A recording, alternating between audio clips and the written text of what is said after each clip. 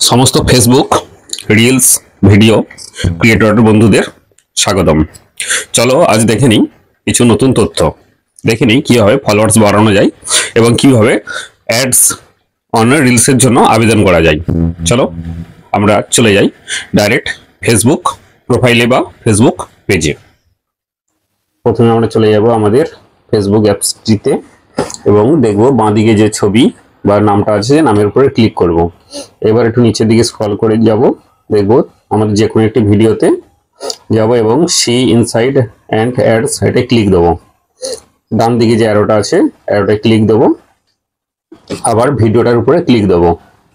দেখব এখানে যারা আমাদেরকে লাইক কমেন্ট শেয়ার করেছে সেই নামের লিস্টটার উপরে এটা ক্লিক দিতে হবে।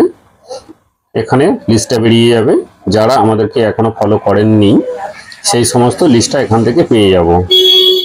এই যে এখানে ইনভাইট, এইগুলোই ইনভাইট করে দিতে হবে, দিলে ওনাদের কাছে একটা মেসেজ চলে যাবে। মেসেজটা দেখে ওনারা আমাদেরকে ফলো করে নিতে পারে। এটা গেল ফলোয়ার্স বাড়ানোর একটা প্রসেস।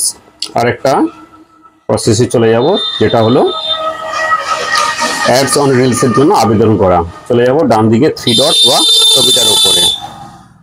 এইবার চলে যাব প্রফেশনাল ড্যাশবোর্ডে।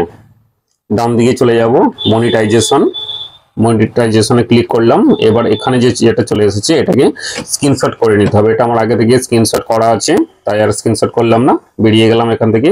এবার চলে যাব এখানে ডান দিকে থ্রি ডটসে ক্লিক করলাম, নিচের দিকে একটু স্ক্রল করলে দেখা যাবে হেল্প অ্যান্ড সাপোর্টে ক্লিক করলাম।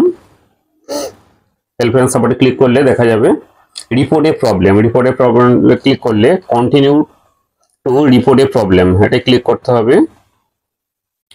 সার্চিং হবে, ইনক্লুডসে ক্লিক করবে। এবার যার পেজ আছে পেজ, অথবা যার প্রোফাইল হবে প্রোফাইল। আমার প্রোফাইলে ক্লিক করলাম।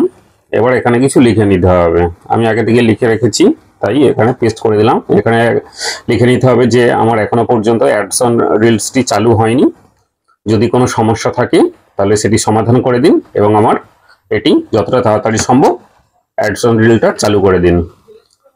দেওয়ার পরে তারপরে আপলোড ফ্রম ফোন এটা ক্লিক দেবো। এবার আমাদের আগে থেকে যে স্ক্রিনশটটা করা ছিল সেই স্ক্রিনশটটা এখান থেকে সিলেক্ট করে নিতে হবে। তারপরে এই ডান দিকে একদম উপরে ডান দিকে যে কোণে এটাই ক্লিক দিয়ে দিতে হবে।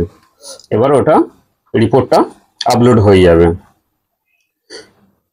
এই রিপোর্টটা করার পর কিছুদিনের মধ্যেই সমস্যাটার সমাধান হয়ে যাবে।